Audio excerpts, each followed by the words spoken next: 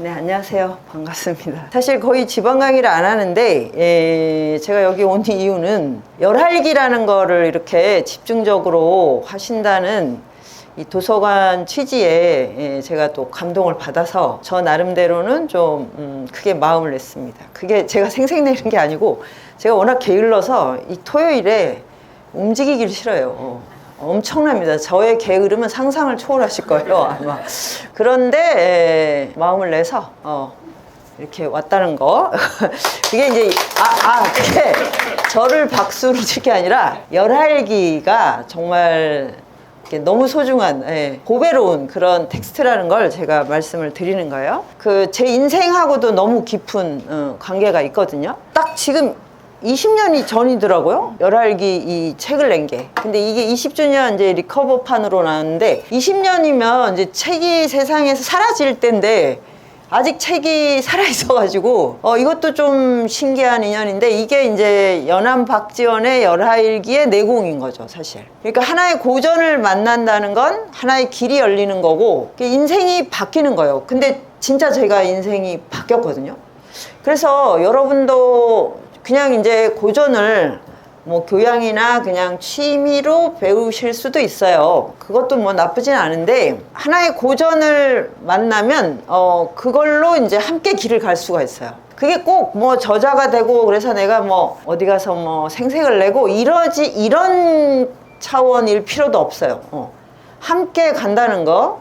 그게 이제 그 저자는 멘토가 되고 텍스트는 이제 내비게이션이 되는 그런 거를 경험을 하셨으면 참 좋겠다. 제가 열할기 강의할 때마다 이제 그런 생각이 드는데 이제 제가 그런 케이스였기 때문에 제가 고전문학으로 박사학위를 받긴 했어요.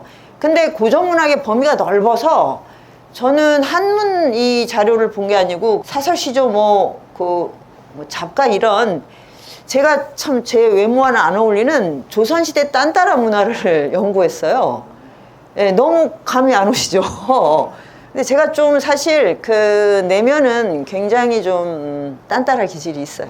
좀 많이 웃겨요, 제가. 근데 이제 외모가 너무 진지하고 좀 이렇게, 아주 제가 생각해도 참 호감가지, 비호감인데, 사귀면 되게 웃깁니다. 그러니까 이제 열할기를 읽질 않았어요. 제가 고전문학 박사인데도. 그리고 열할기를 다 읽은 고전문학 박사가 있나? 열할기로 논문 쓴 분 빼고는? 그것도 되게 의아할 일이었는데 박사 논문 쓰고 고전이 너무 재밌는 거예요. 그때 제가 그 학교에서 배운 게. 그래서 이걸 세상에 좀 책으로 강의로 알리면서 살고 싶다. 그런데 교수가 됐으면 이제 뭐 계속 그 일을 했을 텐데 교수가 안 돼서 그래도 계속 그걸 하고 싶다. 이런 마음으로 중년 백수가 된 거죠. 근데 그때는 백수가 참 드물었는데 지금은 사방천지에 다 백수더라고요. 근데 제가 시대를 앞서갔다는 거를 좀 아주 뿌듯해합니다, 요즘. 내가 나 미리 예견하고 있었어, 이런 시대에. 2000년대 초니까 IMF 직후고 뭐 그때도 사실 뭐 살아남겠다 그러고 뭐 굉장히 막 오직 돈이 인생의 전부인 것처럼 그랬거든요. 지금도 똑같은 게 좀 이상하지 않습니까?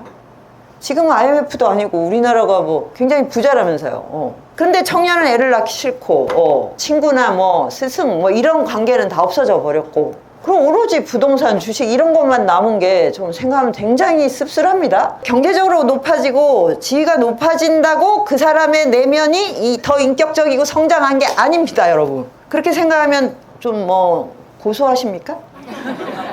근데 그거는 슬픈 일이에요. 왜냐면 그건 나의 일이기도 하잖아요. 부자가 내가 돈이 없어서 이렇게 산다. 이게 핑계가 안 된다는 얘기예요. 백수도 자기가 어떤 윤리나 뭐 인격적인 내면이 충만하지 않은 것은 그거는 사회 탓이 아닌 거예요, 이제. 그러니까 우리가 이렇게 생로병사를 하면 이게 몸은 성장을 하고 이제 늙어가는데 이건 변화를 따라가는데 그 내면의 어떤 나의 그 인식이나 윤리는 훈련하지 않으면 절대로 안 늘어요. 이게 진짜 놀라운 일이더라고요. 나이 들으면 저절로 인생 경험을 많이 하니까 더 많은 사람을 이해하고 공감하고 내가 더 많이 막 세상과 교감할 것 같은데 아니잖아요. 그러니까 이거는 뭐가 잘못됐구나. 우리나라가 부자 되고 시설 좋아지고 내가 좋은 아파트에 산다고 더 좋은 사람이 되는 게 아니네. 이거를 다 인정해야 될 때가 온 거죠. 근데 하여튼 저는 그때 40대 이제 백수가 되겠다 이제 결정을 했어요. 그러니까 백수가 되겠다는 게 뭐 집에서 뭐 아무것도 안 하고 그러고 살 수가 없어요. 사람이 아무것도 안 하고 사는 건 거의 그거는 돌멩이의 경지죠. 돌멩이가 되는 건데 뭐 백수가 빈둥거리고 논다. 백수가 정말 바쁩니다, 여러분. 근데 이러다 과로사하면 너무 백수의 존엄성을 해치기 때문에 그래서 제가 더더욱 이제 게으름을 피우게 됐는데 뭘 하고 사나 이제 읽고 쓰고 토론하고 그때는 강의를 할 수 있는 뭐 능력이나 자리도 없었으니까 이제 주로 세미나를 하는 거죠. 그걸 하다가 이제 열하일기를 만난 거예요. 그것도 아주 느닷없이 연암은 너무 훌륭한 조선 왕조 5,000년 동안 나온 한문으로 쓰여진 최고의 문장가 이런 거를 들어서 좋아할 수가 없어요. 그런 사람은 가까이 하지 않지 않아요. 그냥 이렇게 제껴놓죠. 저분은 그런 분이야? 그냥 이렇게 하지. 그분을 뭐 나의 뭐 멘토라든가 뭐 나랑 뭔가 상호작용을 하지 이런 생각을 못 하지 않았습니까? 그냥 시험에 나오는 분이야. 예. 논문을 쓸 때 시험을 봐야 되거든요. 그러면 막 연암에 대해서 외우고 이제 박사 논문 쓰려면 그 정도는 알아야 된다 이거죠. 그래서 막 그냥 연암 문장을 외우고 이러는 거지. 근데 이런 어떤 인연 조건이 그걸 만들어내는 거예요. 그러니까 이거는 뭐냐면 이게 이제 요즘 제가 불교를 배우니까 이런 게 연기법이더라고요. 자기 홀로 존재하는 게 없어요, 이 세상에. 모두가 서로 의존하면서 존재하는 거예요. 여러분이나 나나 이제 저도 예전엔 다 그랬죠. 뭐가 잘 되면 내가 잘난 거야. 안 되면 남이 문제인 거예요. 이렇게. 이게 아주 딱 배겨 있죠. 나는 홀로 존재할 수 있는데 다른 것들이 방해를 해서 내가 이 지경으로 사는 거야. 가족이고 뭐고 다 왼수야, 왼수. 이렇게. 가족도 서로 이제 왼수가 되어가죠? 그 다음에 직장 가면 이제 시장 상사, 직장 부하 다 왼수죠? 학교 가면 선생님, 동료가 다 경쟁자고. 그러니까 이거는 뭐냐면 내가 홀로 살아갈 수 있다고 전제하기 때문이에요. 요런 거를, 불교에서 무명이라 그러더라고. 무지. 무식하다가 아니에요, 무지가. 그거더라고. 그러니까 이제 저는 이런 인연 조건이 무엇을 만들어내는 걸 20년 동안 지금 경험하고 지금도 그걸 매일매일 경험하고 있어요. 그러니까 여기 이제 충북 교육도서관 분들이 열하일기를 이제 텍스트로 선정하고 그리고 여러분이 여기에 호응을 했기 때문에 이제 제가 오게 되는 거잖아요. 그 어떻게 제가 여기서 뭘 하겠다 이런 내 주체적인 걸로 결단할 수가 있습니까? 없어요. 그런 일이 없어요. 근데 열하일기를 그렇게 만난 거예요. 정말 이거는 내가 마음을 요만큼도 낸 게 아닌데 제가 그때 이제 지식인 공동체를 만들어서 그럼 뭐라도 해야 되잖아요. 지식인 공동체가 딴 게 아니고 다 석박사 백수들이에요. 그러니까 다 모여서 뭐라도 해야 밥을 먹고 산책을 하고 탁구를 치고 놀 거 아닙니까? 놀려면 뭘 해야 돼요, 여러분. 여러분 재밌게 놀고 싶잖아요? 그러면 어려운 공부를 하시면 돼요. 그러면 너무너무 재밌어요, 노는 시간이. 지금 인생이 왜 권태로운지 아세요? 공부를 안 해서 그렇습니다. 저희는 점점 빡센 공부를 해요. 그러면 막 쉬는 때가 너무 달콤해요. 이게 바로 이 관계 조건이 만드는 거예요. 편한 일을 계속 하잖아요. 그럼 지루해서 괴로움에 떨어집니다. 백수들이 모여서 공부를 하라고 뭐 누가 하지도 않고 뭐 그 제도권에서 뭐 그 서류에 사인하라고 하지도 않고 아무도 간섭 안 해요. 근데 잘 살아야 되잖아요. 좋은 삶을 위해서 백수를 선택했으면 재밌게 살아야죠. 그래서 이제 막 세계에서 제일 그 어렵고 유명한 고전 텍스트를 정해서 우리가 그거를 리라이팅을 하자. 이렇게 이제 의기투합을 해서 이제 골랐어요. 중국 그러면 누가 떠올라요? 중국의 대문호, 공자맹자. 아니, 좀, 이렇게, 그런 성인들을 좀 빼놓고요.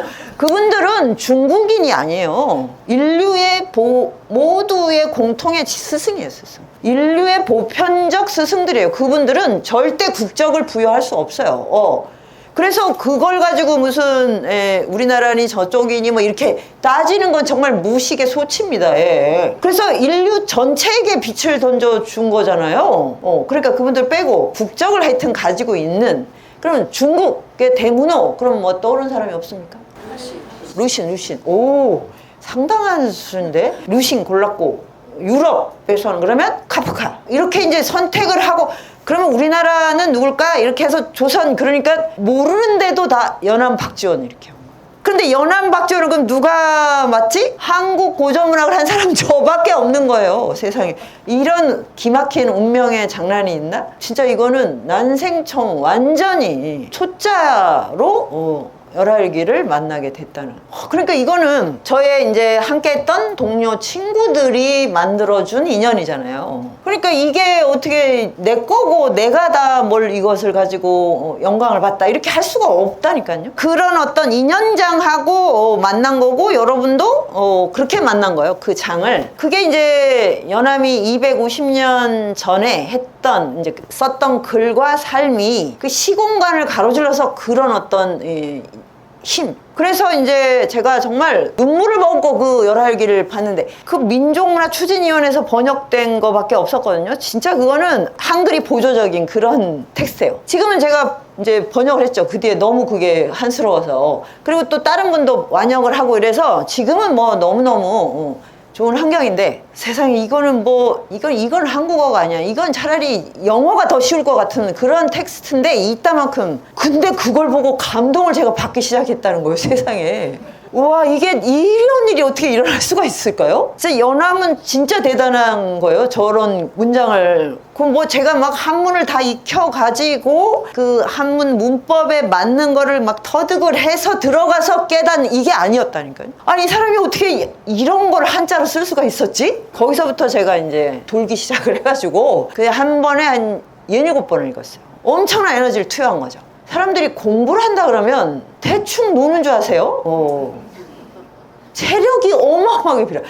공부를 하려면 더 어려운 거 한다. 저희가 이제 지난 몇 년 동안 주역을 다 외웠거든요. 저희 가미당 멤버들이. 그거 얼마나 걸릴 것 같으세요? 다 외웠는지 어떻게 알아요? 써봐야 되잖아요. 쓰는 거를 하는데 상경 반나절 점심 먹고 해야 됩니다. 그때 컨닝할 수 있을 것 같죠? 못해요. 기운이 없어서 못해요. 밥 먹고 체력 회복한 다음에 저녁 때 해야지 그걸 다 쓸 수 있어요. 그럼 그걸 외우는 데는 어떻겠습니까? 근데 그걸 한 3년 외우잖아요. 그러면 배심이 엄청나게 생깁니다. 나 이제 호락호락한 사람 아니야? 이게 되는 거죠. 공부를 무슨 노동을 안 하니까 그냥 설렁설렁하고 그냥 머리만 굴리면 된다고 생각하는 분은 없겠죠, 설마? 그러니까 이게 진짜 체력이 들어요. 체력이 들기 때문에 제가 아까 얘기한 쉴 때 꿀맛이라고, 꿀맛. 내면이 꽉 찼는 그 느낌. 이거는 체력이 드는데 스트레스가 없어요. 그래서 지금 청년들이 대기업 다니다 그만두잖아요? 3년 안에 거의 그만둬요. 그리고 방송국 들어가서 나 이렇게 살고 싶지 않아, 그만둬요. 이거를 잘 주시하셔야 돼요.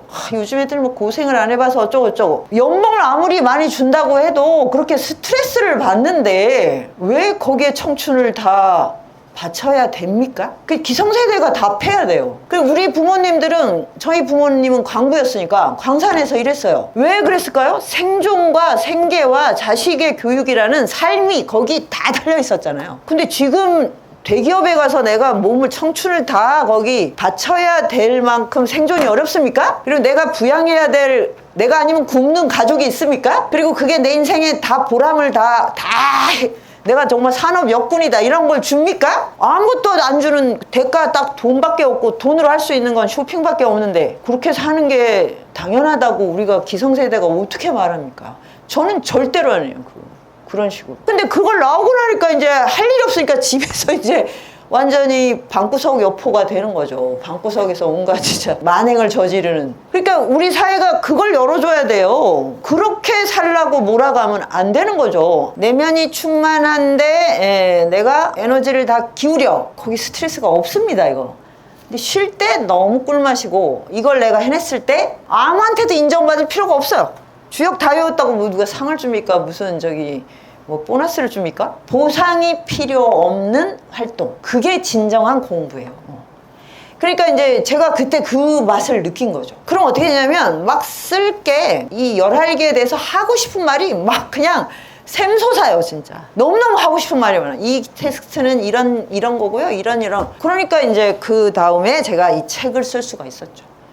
이 책을 보면 되게 좀 두껍거든요. 어떻게 썼는지 모르겠는데 잘 기억이 안 납니다. 20년 전에 쓴 거고, 그때 이제 공동체를 하느라고, 저희가 이제 지식인 공동체인데 서울에서 이제 빌딩을 세를 내가지고 공부방을 만든 거죠. 그러니까 대학교의 축소판을 만드는 거예요. 대학 연구실에. 그러니까 이제 공부방도 있고 세미나실도 있고 강의장도 있는데 이렇게 하면 끝나는 게 아니잖아요. 먹어야 될 거 아니에요. 먹어야. 근데 서울 시내에서 밥을 그렇게 매일 사 먹으면 못 나옵니다. 이 집에서 못 나가게 할 걸. 그러니까 밥을 같이 해 먹을 수밖에 없었어요. 근데 밥을 해 먹을 때 이제 엄청난 일이 벌어집니다. 공부할 때는 싸울 일이 없어요. 공부는 뭐 서로 재밌고 많이 알면 가르쳐주면 되고 내가 배우는데 뭐 좋죠. 내가 전공이 다른 사람이 와서 막 서양처럼 너무 좋죠. 왜 싸워요? 밥은 이건 전쟁터예요. 그래서 제가 그때 우리나라 가족의 비밀을 달게 됐습니다. 가족이 절대로 행복할 수 없다는 그 비밀. 밥을 같이 해먹는 데부터 이제 뭐 매일. 그래서 거기 신경을 쓰느라고 이 주방을 평정하는, 주방에서 일어나는 소요와 반란을 평정하는 게 제 일이었어요. 지식인 공동체인데. 예, 그래서 틈틈이 원고를 쓴 거예요. 그래서 기억이 더 안 나요. 틈틈이 쓰다가 가서 그 진압하고 막 이제 몇 끼를 제대로 먹어야 된다. 전쟁을 하든 말든 점심 저녁 끼니는 절대로 그냥 흘러가면 안 돼. 왜? 이 한 끼는 이 인생 동안 단 한 번밖에 없기 때문에. 이제 이런 또 인디언의 원칙을 가지고 뭐 어떻게 전쟁을 해도 밥은 모여서 먹었어요. 꾸역꾸역. 그 밥 먹다 보면 또 그게 정이 들고 뭐 이래가지고 그 다음에 또 이제 다음 국면으로 가고 이런 상황이었거든요. 근데 어떻게 원고를 쓸 수가 있었을까 생각을 하면 열할기가 계속 뭔가 말을 하도록 한 것 같아요. 그래서 이것도 내가 뭘 머리로 익혀서 여기 저장했다가 나온 것 같지가 않아요. 이런 게 진짜 이 세계가 끊임없이 서로 상호작용을 하고 있구나.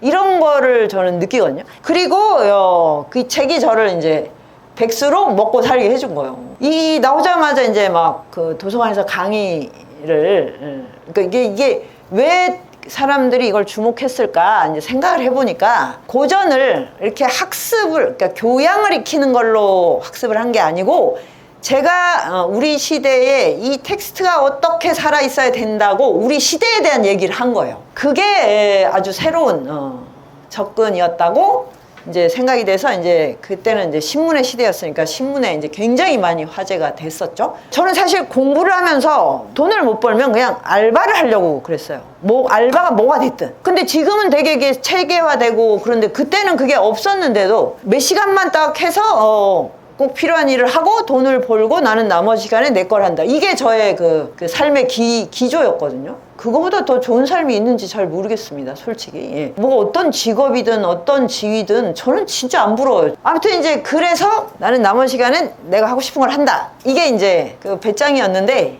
이것 때문에 제가 먹고 살 수 있을 것 같다. 이런 글쓰기라고 먹고 살 수가 있겠네? 너무 신나는 거야. 내가 평생 하고 싶은 일로 내가 밥을 벌 수 있다. 이건 정말 놀라운 거 아니겠습니까? 내 인생의 경제활동과 보람과 그 다음에 내가 세상에 이 정도는 정말 많이 기여했어 라는 거 하는 가치의 문제가 일치되는 분이 있으면 정말 행복하신 거예요. 그러면 더 이상 바랄 게 없어요. 근데 거의 다 분리돼 있어요. 그러니까 스트레스죠. 보람도 없고 사회에 유용한 것 같지도 않고 남들하고 교감도 안 돼. 저는 그걸 이룬 거죠. 열알기가. 그래서 저 연암은 이제 밥벌이의 원천이 됐죠. 그 연암은 막 대단한 분인데 존경한다는 말보다는 진짜 친구 같다 이런 벗이 있어. 길벗을 만난 것 같은 그런 느낌? 너무 새로웠어요. 근데 제가 대학원을 다닐 때 만났으면 그거를 절대 못 느꼈을 것 같아요. 그게 다 인연 조건이에요. 시절 인연이 있어야지. 그때는 뭐 봐도 그냥 원래 저렇게 훌륭하게 쓰나보다 이랬는데 중년이 됐고 백수가 됐고 지식인 공동체를 하면서 인간에 대해서 좀 안목이 달라지고 뭐 이렇게 세상에 좀 눈을 뜨면서 이런 글을 쓸 수 있는 사람은 정말 마음이 진짜 따뜻하고 지혜롭고 너무너무 그 유연성의 끝장이에요. 쉽게 말하면 유머와 지혜는 이 물리학의 법칙으로 말하면 그야말로 유동성이에요. 요즘 양자역학 같은 거 많이 하면 파동이라는 걸 하죠. 파동. 입자는 결정체잖아요. 근데 이제 양자가 이제 파동이냐 입자냐가 결정되어 있지 않다는 거잖아요. 이걸 누가 딱 관찰할 때 결정된다는 거예요. 이 우주의 원천은 결정되어 있지 않아요. 그러면 유동성만 있는 거예요. 그게 생명의 본질이에요, 본질. 그러면 우리가 이거를 다 적용할 수 있어요. 저 사람은 참 윤리적으로 훌륭해. 이 사람은 뭐냐면 유연하다는 뜻이에요. 지혜롭다? 이건 물처럼 흘러가는 거예요. 유머러스하다? 누구와도 교감할 수 있다. 이 중에 뭐 하나라도 가지고 계신 분. 근데 지금 우리나라 사회 문화는 전부 입자형이에요. 결정체를 만들어요.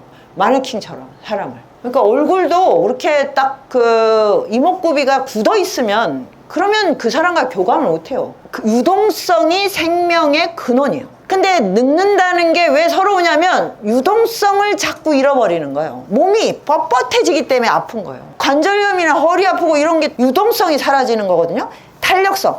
청년들은 금방 뭐 팔이 부러져도 이게 금방 회복이 돼요. 요즘 청년은 좀 가속노화 세대라 6080이랑 비슷합니다, 사실. 근데 예전엔 그랬어요. 근데 노화는 몸 자체가 그렇게 되잖아요. 뭐 외부의 원인이 있든. 그러면 이제 할 수 있는 거 뭐냐면 마음을 유연하게 쓰는 거예요.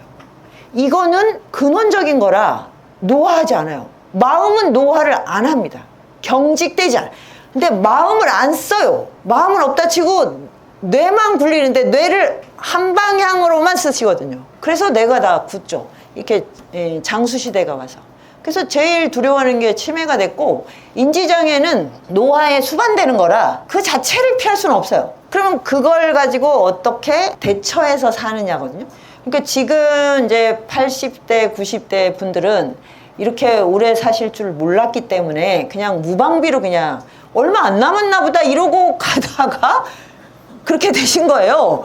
이렇게 장수할 줄 알았나 내가? 그래서 좀 안타까운데 지금 이제 6070만 해도 이렇게 늙으시면 안 돼요. 뇌의 유연성을 위한 아주 치열한 훈련을 하셔야 돼요. 그럼 지금 5060은 더 말할 것도 없겠죠. 그렇게 돼야지 치매든 뭐 그런 거 안 걸리는 뭐 요런 거 뭐 그거 불가능합니다. 치매를 고치는 약이 나오잖아요. 그러면 더 무서운 병이 좀비되는 그 병이 시작될 수도 있어요.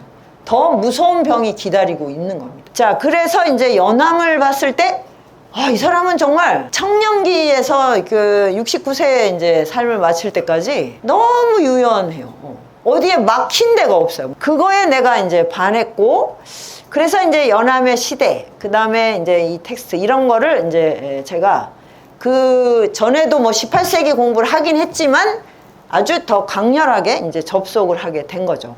그래서 이런 것들을 막 만난 거예요. 인생의 새로운 사유가 열렸고, 고전이 이렇게 재밌을 수가 있구나.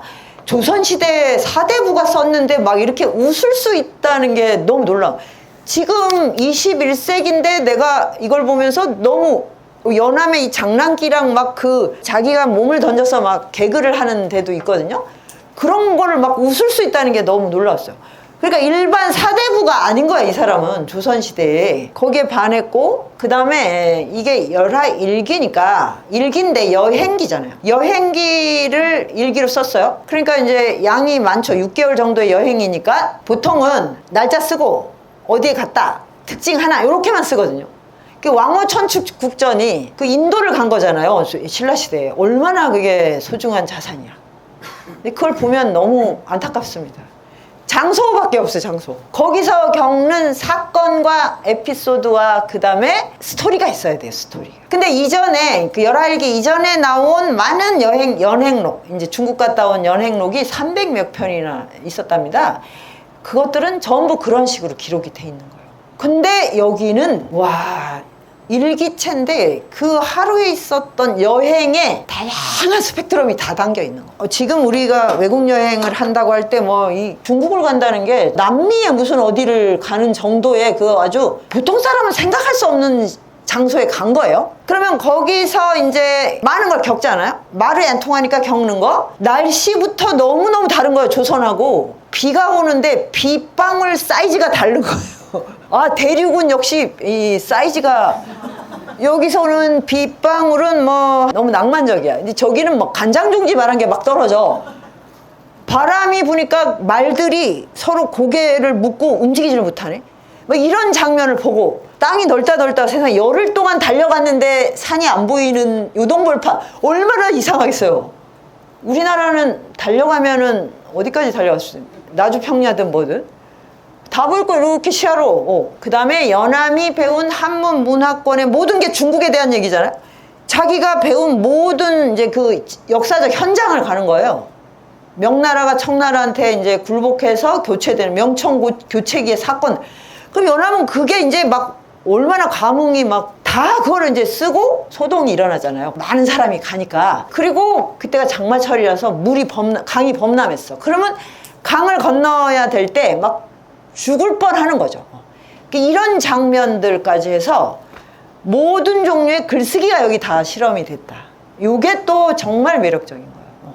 그러니까 우리가 뭐 보통 시, 소설, 그리고 드라마나 영화 이런 건 특별한 장르잖아요. 이건 다 허구죠, 허구. 지금은 사실 우리가 보통 사람이 글쓰기를 한다 그러면 사실 에세이예요, 에세이.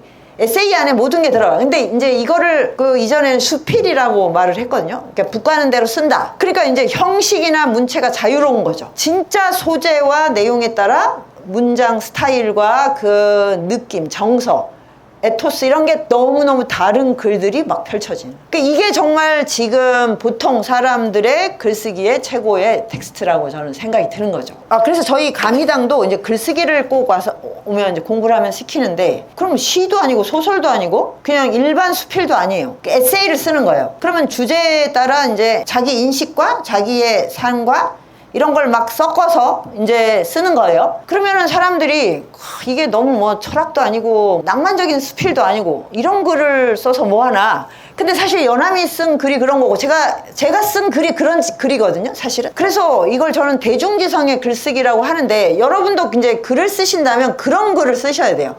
그래야 내가 내 삶과 철학, 인식이 변화하는 그런 창조적 글쓰기가 됩니다. 제가 최근에 이제 과학 공부를 하다가 세계적인 그 양자 물리학자들이 쓴 책을 봤어요. 그게 이제 세계적인 베스트셀러예요. 그리고 최고 지성인들이 쓴 거잖아요. 그리고 가장 어려운 내용이잖아요. 양자 물리학이랑 상대성 이론을 쓰니까 이 과학자들이 쓰는 글쓰기를 보고 제가 깜짝 놀랐는데, 너무너무 그 사소한 자기의 일상에서 시작을 해요. 자기가 여행한 거, 자기가 뭐 죽을 뻔한 사건, 자기 가족 중에 누가 다쳐서 이제 오래 앓다가 돌아가시고 뭐 이런 이야기를 시작을 해서, 그래가지고 거기에서 그 양자 물리학이 나오는 거예요. 그러면서 이제 양자 물리학 설명을 할 때는 뭐 완전 이제 프로인데 대중이 알아들을 수 있게 하죠. 뭐 복잡한 방정식 얘기해봐요. 전공자밖에 못 알아들어요. 근데 그러면서 결국 뭐냐면 이런 양자 물리학을 배운 다음에 내 삶이 어떻게 바뀌는 거예요. 그래서 그 과학자들이 정말 우리가 아는 과학자들이 아니더라고요. 과학자 그러면 이제 그 과학을 아주 천재적인 머리로 해석을 해서 공학이나 뭐 주로 무기 이런 데 이제 그 해가지고 그런 식의, 그리고 이 세상에 뭐 윤리나 이런 데는 관심이 없고 이런 식으로 많이 생각을 하잖아요. 근데 거기는 거의 수행자가 나와요. 그래서 불교하고 양자역학을 많이 연결해서 쓰는데, 제가 보니까 그 글쓰기가 거의 연암체로 쓰는 거예요, 쉽게 말하면. 그래서 제가 우리가 하고 있는 글쓰기가 이게 가장 미래적인 글쓰기다, 그걸 확신을 했고, 우리가 그런 거를 하고 있는데 연암을 만났기 때문에 이게 딱 조인이 된 거죠. 이것도 다 이제 일종의 시절 인연이라고 이제 생각이 듭니다. 그러면 연암, 그러면 이제 우리가 어떤 사람을 이해하려면 그 사람이 살았던 시공간으로 가야죠. 그 시공간의 인연이 그 사람을 만들었으니까. 그럼 18세기 그러면 영조정조 시대, 사도세자가 떠오르죠. 그러니까 영종조 시대는 최고의 르네상스 시대였는데 사실 또 가장 큰 궁중비극이 있었던 시절이었구나. 이렇게 이 세상에 그런 영광만 지속되는 시대도 없고요, 비참한 몰락만 있는 시대도 없습니다. 인생도 그래요. 그러니까 뭐 세종시대가 제일 막 그 전성기였을 것 같지만 세종대왕도 온몸에 병이 많았고요. 그리고 그 시절에 또 그렇게 불이 많이 났어요, 세종실록을 보면. 그래서 그때가 진짜 태평성대였나? 근데 사람들은 그렇게 기억을 할 거예요. 왜냐? 세종 같은 임금이 이끄는 시대를 살았다는 것으로 채워지는 게 있는 거죠. 또 요순시대 이런 게 뭐 진짜 그 시대가 행복했나? 가보면 아닐 거예요. 사람들은 단지 물질적인 거, 진짜로 그 어떤 내가 복락을 누리는 것만으로 그 시대를 기억하는 건 아니다. 조선이 망하기 전에 마지막 그 황혼인데, 황혼 노을이 아주 멋지게 물들은 시대다, 이렇게. 그러니까 영종조 시대가 정조가 죽는 1800년에 끝나죠. 그러면 19세기잖아요. 19세기부터는 이제 이 빛이 꺼져요. 그 되돌릴 수가 없어요. 그래서 뭐 일본의 이제 식민지가 됐는데 그걸 이제 조선시대 전체의 탓이라고 돌리는 거는 너무 근시안적인 거고 아주 복합적인 여러 가지가 결합이 됐고 일본은 사실 이 문명권 안에 들어오지를 못했어요. 그러니까 이게 한자 문화권 안에 마이너였죠. 그 마이너들이 항상 새로운 시대에 이렇게 부각을 합니다. 그러니까 왕따를 당했기 때문에 네덜란드나 이런 딴 데로 그걸 통한 거예요. 메이지 유신을 빨리 한 것도 그런 거죠. 예, 그러니까 이제 시대가 바뀔 때 거기가 힘을 갖고 이렇게 하고 그러다가 또 얼마 되면 또 거기가 또 몰락을 하고 이래요. 그 전 세계가 다 마찬가지예요, 사실. 지중해 가면 그리스는 1000년 전의 걸로 영광을 지금 계속 반복하고 있는 거죠. 그게 절대로 누가 그걸 한번 싹 세팅해서 뭐 내가 이렇게 영원히 간다. 그런 건 꿈도 꾸지 마세요. 조선은 500년을간 그래서 대단한 겁니다. 객관적으로 봤을 때 대단한 문화적 저력을 갖고 있어요. 그러니까 그때 이제 가장 빛난 게 이제 후기에 영조, 정조, 이제 전기에는 세종과 성종. 근데 그때도 비극이 많았죠. 그 태종의 그 피비린내 나는 그 살류, 그리고 세종 죽자마자 단종 사건 있었죠. 단종의 비극. 그리고 그 다음에 연산군 등장했죠. 근데 그때가 다 사실은 문화가 전성기를 구가할 때거든요. 그 이면이 서로 같이 가는 겁니다. 예. 자, 그럼 조선시대는 이제 근데 영조보다는 정조시대에 이제 연암이 본격적으로 활약을 했고, 연암이 활약할 때 다산이 동시에 또 막, 이렇게 뜨고 있어서, 그러니까 정조는 자기가 이제 빛나는 태양이라면 달이 2개였던 거예요, 쉽게 말하면. 그러니까 계속 18세기 하는 거죠. 근데 이게 이제 교과서에서 배울 때는 아직도 뭐 여러분이 그 수능의 추억이 계시다면 연암하고 다산이 같은 실학파로 연결되어 있다고 생각하실 거예요. 그래서 뭐 연암이 이제 더 선배니까 연암은 뭐 이용후생학파, 이제 다산은 뭐 경세치용학파. 지금도 이렇게 뭐 연결할 수는 있는데 두 분은 노선이나 인생이 완전히 다른 분이에요. 그거를 제가 찾아냈습니다. 그리고 저만 얘기하고 있어요. 제가 학계를 떠난 다음에 나온 건데, 그러니까 정통 학술계는 그 나름의 어떤 주류 담론이 있기 때문에 이게 연결을 해야 실학 담론이 멋있어지거든요. 두 분이 만나지도 않았고요. 그 사대문 안에 살면서. 그리고 나이 차이가 나서 연암은 막 그 사대문 안에서 최고의 문장가로 이렇게 이름을 날 때 다산은 지금 소장 학자고, 다산이 남인인데 남인들 중에 그 선배들이 굉장히 막 그 정치적으로 중요한 분들이 막 뜨고 있었어요. 그래서 다산은 지금 혈기왕성한 소장 관료? 이런 차원이었거든요. 그러니까 둘이 비슷하지가 않았죠, 위치가. 나중에 이제 돌아보니 세상에 18세기에 두 사람이 있었네, 이렇게 된 거죠. 근데 여기는 주로 이제 또 하필 천주교를 받아들여가지고 저런 게 참 인생이 너무 오묘한 거예요. 그 남인은 장희빈 때 몰락을 해가지고 그 완전히 변방으로 쫓겨났어요. 그러면 중앙정계는 누가 움직였냐면 남인 반대쪽에 있던 당파가 서인이 노론소론으로 찢어진 거예요. 북인은 광해군 때 사라져버려. 그래서 노론소론이 싸우고 있어서 남인은 그냥 소론하고 뭐 약간 고 서포터즈 그런 역할을 하고 있었는데, 그러면서 이제 중앙정계에 진출하는 먼 앞날을 바라보고 열심히 후학을 기운 게 성호이익이라는 분이에요. 성호이익의 군단이에요, 이분들이. 성호이익이 평생에 걸쳐서 이제 후학을 양성해서 이제 인재들이 막 생긴 거예요. 인재풀이 여기 생겨서 정조가 탕평책을 해야겠다라고 했을 때 발탁을 해. 그러니까 탕평책을 할래도, 그러면 탕평책은 이쪽 노론 주류잖아요. 주류만한 인재가 있어야 탕평책을 하죠.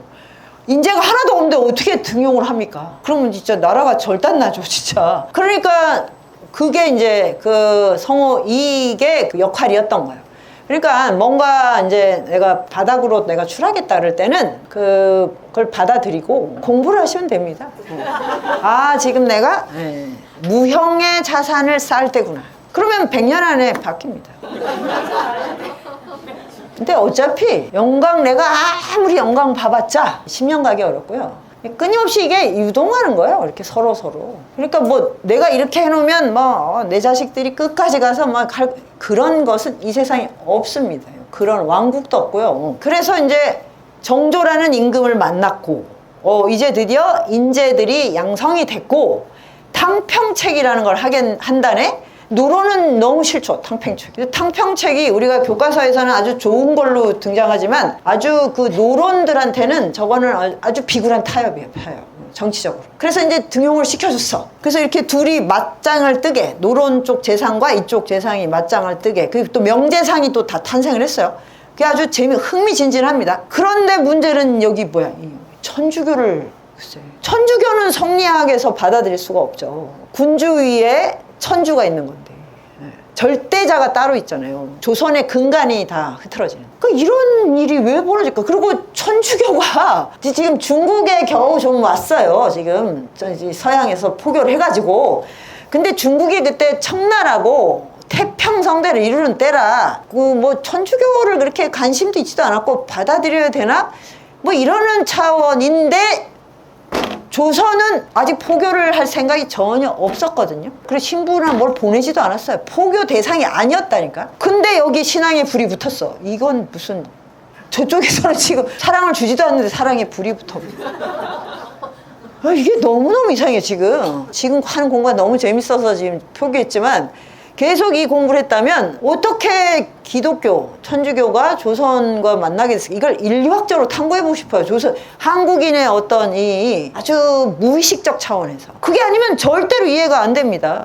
포교를 안 했다니까요. 근데 무슨 그게 이제 책이 막 들어와가지고 그 중에 뭐가 섞여 들어온 거예요. 근데 섞여 들어온 걸 다 두루두루 봤죠? 요게 남인, 특히 다산과 그의 형제 친척한테 가서 완전히 영혼을 그냥 뒤흔들어 놨어요.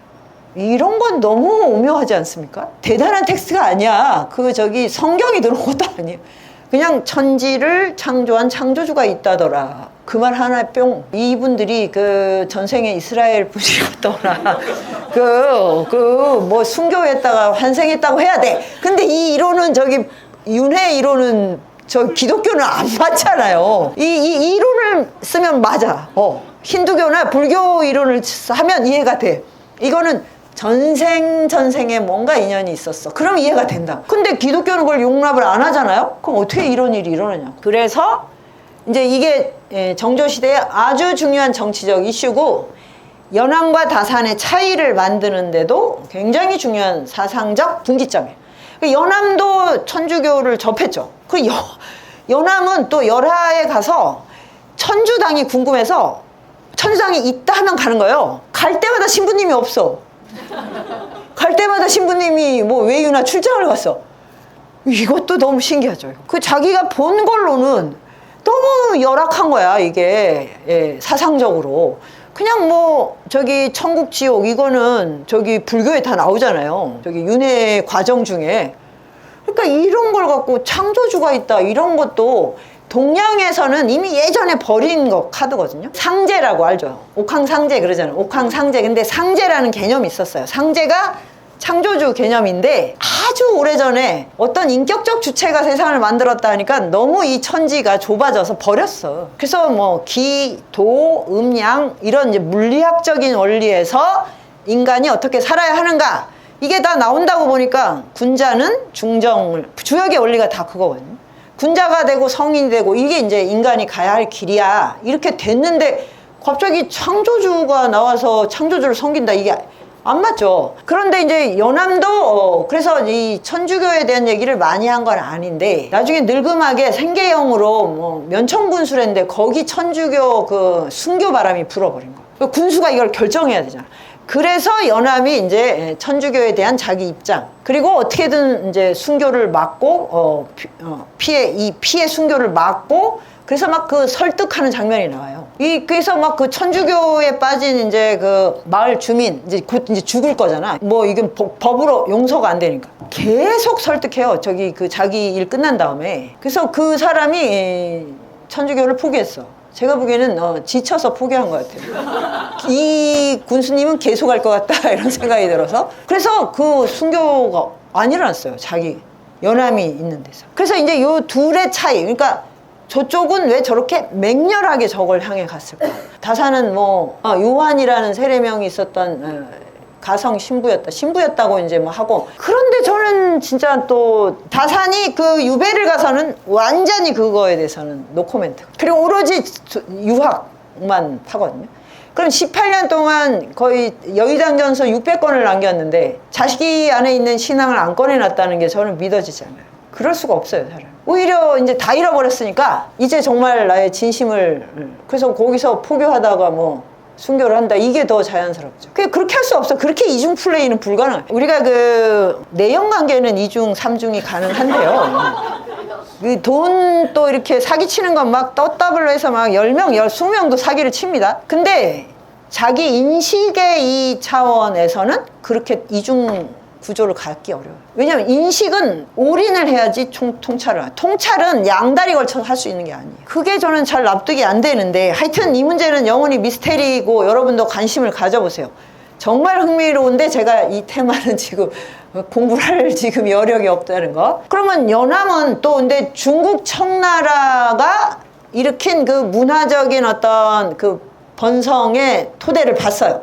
그게 양명학이거든요. 근데 양명학이라고 하면 조선에 오는 순간 이단이 돼요. 그래서 양명학이라는 이름을 쓰지는 않는데 양명 좌파들이 쓴 그 텍스트의 영향을 받게 돼요.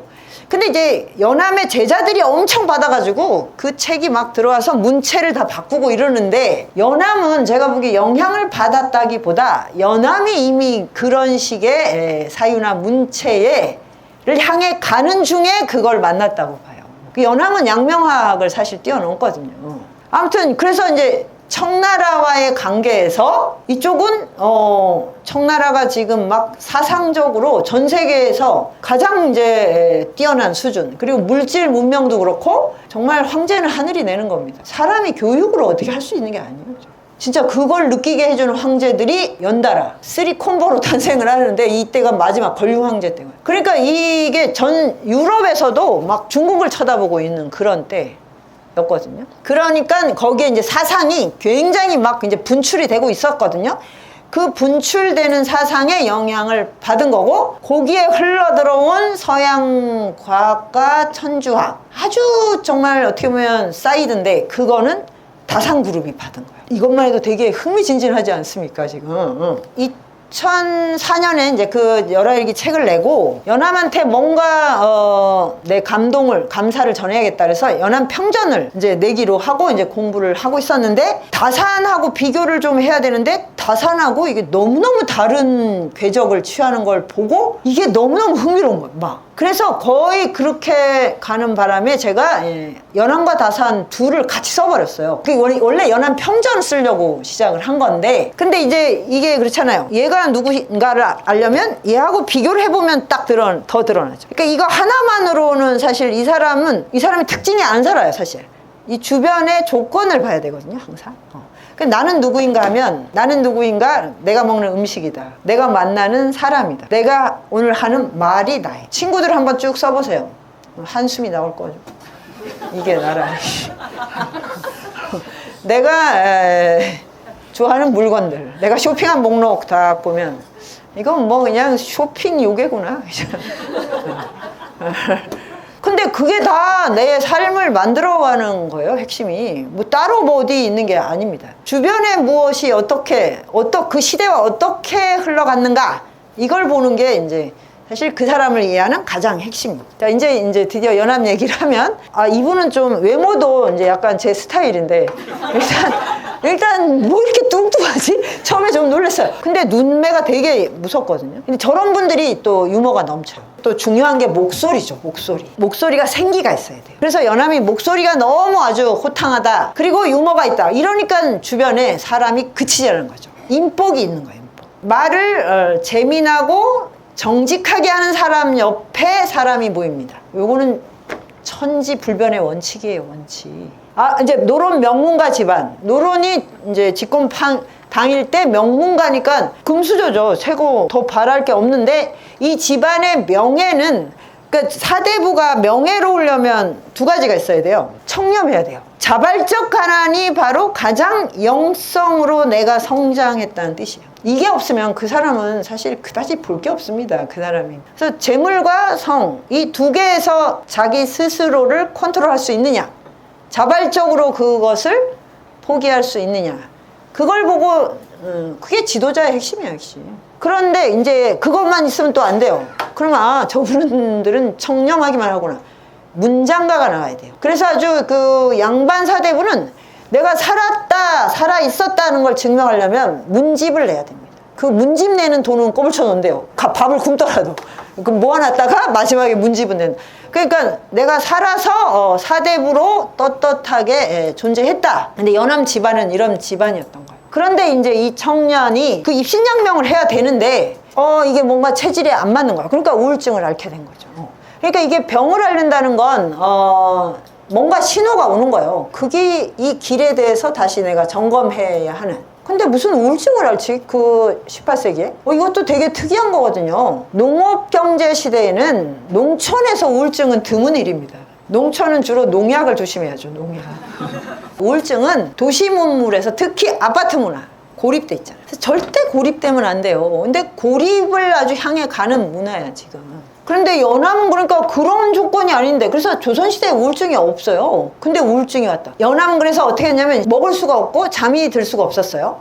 지금도 여기 우울증을 앓으면 불면증을 앓잖아요. 그런데 이상하게 식욕은 왕성해요. 현대인은.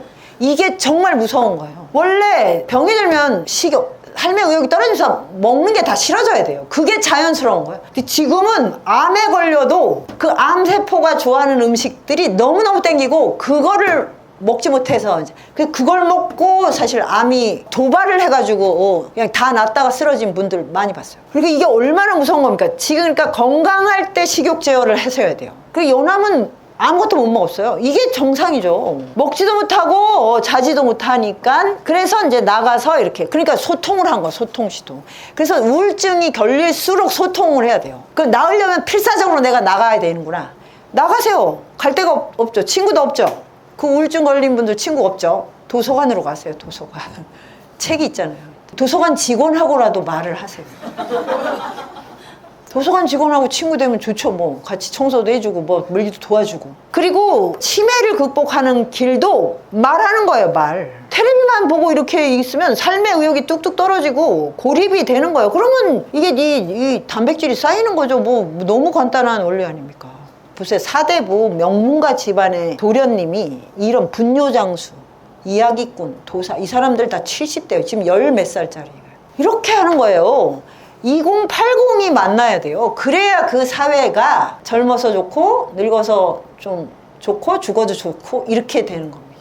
자, 그래서 이제 자기가 이제 점점 여기서 벗어나고 그 나중에 이제 30대가 됐는데 결정적으로 입신양명, 과거를 보지 않겠다고 결심한 이유가 바로 죽음이라는 사건을 접한 건데, 저의 최신작이 현자들의 죽음인데 거기에 연암이 묘비명의 달인이거든요.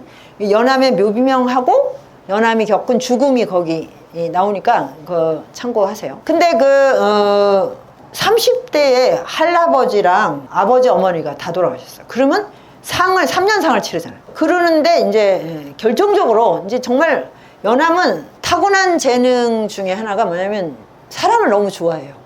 그러니까 이런 70대, 80대 노인들하고 친구가 될 정도니 누구하고도 뭔가 교감하면 재밌는 거야, 이 사람은. 근데 이제 정말 어릴 때부터 같이 지낸 이제 스승의 아들인데 같이 지낸 친구가 있었어요. 근데 이 친구가 어느 날 글쎄 갑자기 효수를 당한 거예요. 시내 한복판에 걸려버렸네. 세상에 이런 일을 겪고 충격을 안 받으면 이상하죠. 그러면 이제 뭐 역모를 했나? 이렇게 생각할 수 있잖아요. 이때 중국에서 아까 책들이 많이 들어왔다 그랬잖아요. 많이 들어오니까 그중에 이제 여러 가지 책들이 섞여 있으니까 이제 지식인들은 다 그걸 일단 이제 사거나 빌려 놓는단 말이에요. 그 친구가 이제 어떤 책을 빌려 놓은 거야. 그걸 보려고. 명나라 때의 역사 뭐 이런 거였어요. 그런데 그 영조가 정말 뭐 좋은 군주이긴 했는데 가끔 이상한 변덕을 부렸어요. 그래 군주가 변덕을 부리면 갑자기 국면이 막 이상해지는데 누가 상소를 올렸어. 상소를 올려가지고 이 지금 막 청나라에서 들어오는 그 책 중에 이성계의 혈통에 대한, 그러니까 막장 사연, 그 사람이 조선인이 아니고 뭐 저쪽 여진인이고 막 이런 내용, 막장 뉴스가 있는 그런 것이 기록된 책이 있으니 이 책을 가진 자들을 다 벌 주세요, 이렇게 한 거예요. 근데 이 상소를 올린 사람이 연암 친척이었어요. 그래서 영조가 갑자기 열받은 거야. 그래서 그걸 갖고 있는 놈들을 다 잡아들여, 이렇게 했어요. 그런데 그 연암 절친한테 그 책이 벽장에 있었고 아직 안 봤어, 이 친구는. 잡혔죠. 근데 이걸 본보기로 한 사람을 벌을 줘야겠다. 그래서 그 친구를 효수를 한 거예요. 목을. 이건 세상에 이런 참사가 있습니까? 이런 억울한 일을 겪었는데 그 책을 누구한테 빌렸나 했더니 이제 나중에 연암의 그 삼종형, 연암을 열하일기로 데리고 갔던 그 형한테서 빌린 건데 그 정작 그걸 구입한 사람은 봐준 거예요. 이게 너무 막 부조리의 끝장이죠. 그때부터 경조사를 다 끊어버리고 3년 정도 정말 사람들하고 관계를 안 맺어. 뭐 이건 이렇게 억울한 죽음이 없는 거예요. 근데 이 비슷한 게 또 있었어요. 그 이몽직이라고 이순신 장군의 후예가 있었는데 연암하고 또 친해. 근데 무인들은 신분이 낮은데도 연암은 다 친해. 근데 이 사람이 글쎄 그 남산 활터에 가서 활 쏘다가 빗 맞은 화살에 맞아 죽었어요. 연암이 정말, 와, 정말 이거는. 그래서 그 묘비명을 쓰면서 자신을 치유하고 그 그리움을 진짜 너무 슬프다는 말이 없는데 이렇게 사무칠 수가 있구나. 그리고 나서 이제 완전히 이 세속의 그 일에 만정이 떨어진 것 같아요. 그래서 이제 30대쯤에 입신양명의 길을 포기를 해버리죠. 그리고 이제 나는 자유인으로 살겠다. 그러면 이제 뭘 해야 되냐면 사대부는 관료가 되든 아니든 문장을 써야 되고, 그러니까 뭐 이거는 당연한 거야. 근데 관료가 아니면 출퇴근할 일이 없잖아요. 그럼 이제는 뭘 하는 거야? 계속 학문을 연마하는데 그러려면 친구가 필요해. 그래서 세운 게 이제 이 백탑청연. 그래서 이때 또 이제 이런 지식인 백수들이 다 모여들었어요, 여기에. 그게 이 교과서에 나오는 박제가, 이동무, 뭐 저기 책에서는 북학파의 막 성부적 지식인 이렇게 나오는데 그냥 백수예요, 백수.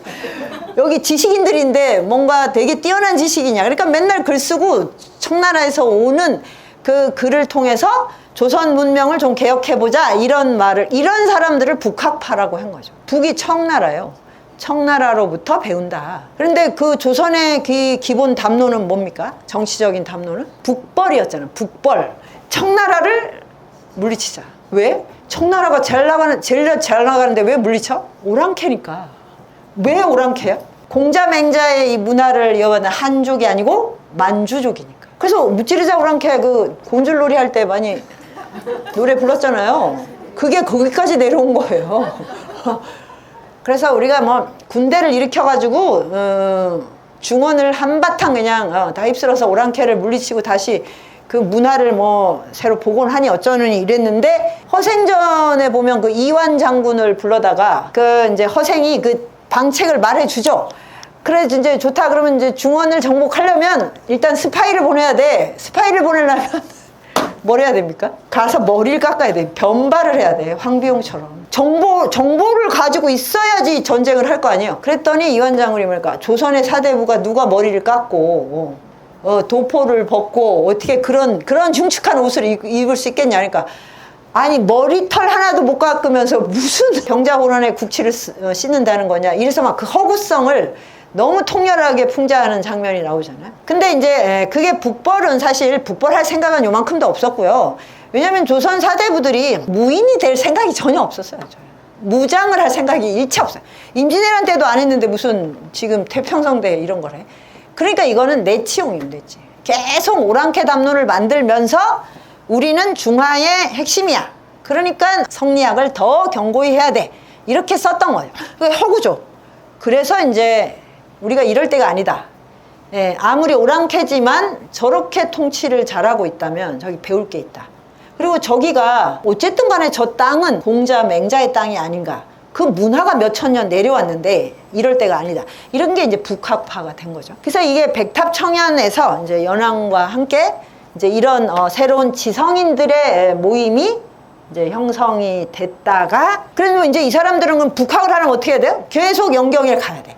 그래서 다 연경을 갔다 왔어요. 이런저런 어떤 끈을 가지고 연안만 못 간 거죠. 연안만 못 가다가 44살이면 그때 할아버지거든요. 15세 결혼을 하니까. 그런데 그 나이에 저 뚱뚱한 몸으로 6월달에 갔으니까 더운 폭우와 폭염이 교차. 그런 시절에 중국 북방을 이렇게 가로지르는 여행을 하게 되는 아주 이 기막힌 또 어떤 타이밍, 운명의 타이밍, 그런 것들이 펼쳐진 거죠. 마지막에 깨끗이 목욕시켜 달라라고 이제 하신다고 하는데 그거를 어떤 뜻으로 혹시 그거를 생각하시나요? 제가 현자들의 죽음에서 이제 연암의 죽음, 다산의 죽음 다 이제 썼는데 삶에 아무런 미련과 여한이 없는 거. 그러니까 이제 제가 현자들의 죽음에서 소크라테스, 그 다음에 장자, 아인슈타인과 간디, 연암과 다산, 그리고 사리불과 붓다, 이렇게 이제 8분의 이제 현자들의 죽음 장면만 이제 이렇게 다큐처럼 했거든요. 그분들은 자세히 나와 있더라고요. 그런데 공통점이 하나 있어요. 정말 최고의 좋은 죽음은 남은 삶에 대한 미련과 죽음에 대한 두려움이 없는 죽음이에요. 미련도 없고 여한도 없어야 돼요. 요렇게 죽으면 다음 죽음이 그런 평화를 그대로, 평화의 기운을 안고 갑니다. 근데 내가 미련을 갖는다 그러면 대개는 다 그게 감각적 쾌락이에요. 재물에 대한 거 더 즐기고 싶었는데, 따르면 쟤를 미워서 쟤 이제 원수 갚아야 되는데 쟤들 억울함, 미련, 이런 거 있잖아. 여한, 이런 것이 많을수록 죽음 이후는 힘들어요. 죽음 이후가 어떻게 될지는 다 모르는데 인류가 또 그동안 이렇게 몇천 년 동안 연구한 죽음 이후에 이제 몸은 사라지는데 의식은 남잖아요. 그 의식 안에 미련과 원망과 억울함만 남아있어요. 그러면 이제 이게 이제 구천을 떠돌겠죠. 간단한 원리더라고요.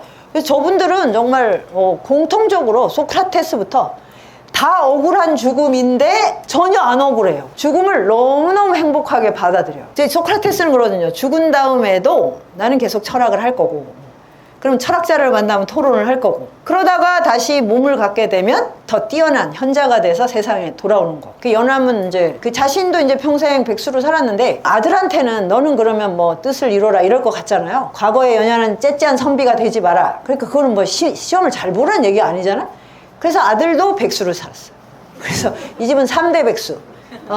근데 4대째 그 박 교수가 이제 나갔어요. 과거를 봐서. 우의정이 됐잖아요. 이 집안이 이런 집안이에요. 나가면 우의정 아니면 영의정인데, 안 나가. 키워드가 유동성, 뭐 유연함 이런 걸 많이 말씀하신 것 같더라고요.